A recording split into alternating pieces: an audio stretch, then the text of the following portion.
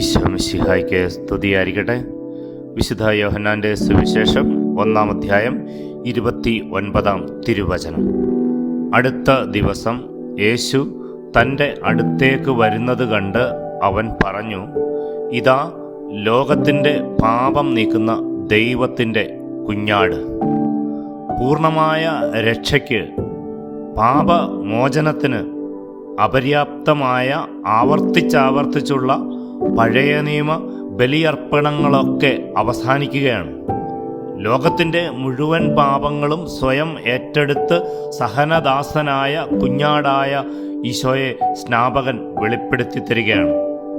പ്രിയപ്പെട്ടവരെ, നമുക്ക് സ്വർഗം തരാൻ, നമ്മുടെ പാപങ്ങൾ ഏറ്റെടുത്ത് ലോകത്തിൻ്റെ പാപം നീക്കുന്ന ദൈവത്തിൻ്റെ കുഞ്ഞാട് ഈശോ മാത്രമാണ്.